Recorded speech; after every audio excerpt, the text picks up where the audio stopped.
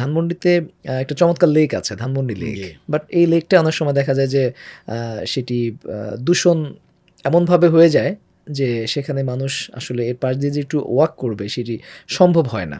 এই লেকটিকে পরিষ্কার রাখার জন্যে অথবা এই লেকটিকে একটি চমৎকার পরিবেশ যাতে এখানে থাকে, এখানে যাতে যেকোনো বয়সের নারী পুরুষ এখানে যাতে যেতে পারেন, এটার জন্য স্পেসিফিক কোনো পরিকল্পনা কি আছে?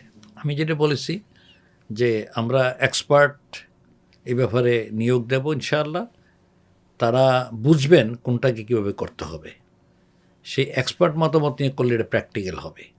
আমি একজন সিভিলিয়ান হিসেবে এই লেগে আমিও হাঁটাহাঁটি করি, জি, এই সমস্যাগুলি আমার গোচরভূত আছে। হ্যাঁ, পানি দূষিত হয়ে যাওয়া, পরিবেশ নোংরা হয়ে যাওয়া, এইগুলি সব আমার গোচরভূত আছে। তার সলিউশনের জন্য এক্সপার্ট অপিনিয়ন যদি পাই, তার আলোকে যদি স্টেপ নেই, এটা হবে প্র্যাকটিক্যাল। অবশ্যই ধানমন্ডি লেককে সৌন্দর্য বর্ধন করা এবং সেখানের পরিবেশটা যেন সুন্দর হয়, সেজন্য আমার প্রায়োরিটি থাকবে এবং চেষ্টা থাকবে ইনশাআল্লাহ। আমরা দেখলাম ছায়ানটে আক্রমণ হয়েছে, যেটি আপনার আওতাভুক্ত এরিয়ার অন্তর্ভুক্ত। আপনি নির্বাচিত হলে সেখানে ছায়ানট কি আক্রমণ থেকে মুক্ত থাকবে?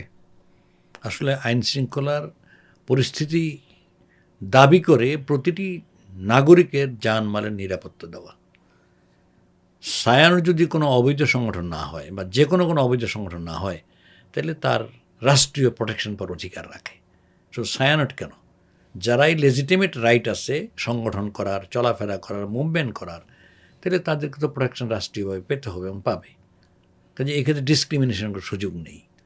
আমরা যদি আল্লাহ সুযোগ দেয় এরকম সরকার গঠন করার, তাইলে ইনশাআল্লাহ নিরাপত্তার হবে আমাদের সবচেয়ে টপ প্রায়োরিটি। মানুষের নিরাপত্তা যদি না থাকে জীবনের, সম্পদের, তাহলে তো এর চেয়ে অশান্তির কিছু নাই। জি, এই যে অন্যের স্বাধীন মত প্রকাশ করার স্বাধীনতা, এটা হলো বড় স্বাধীনতা। জি। এটা হলো বড় স্বাধীনতা, এটা আমরা এনশিওর করবো ইনশাআল্লাহ।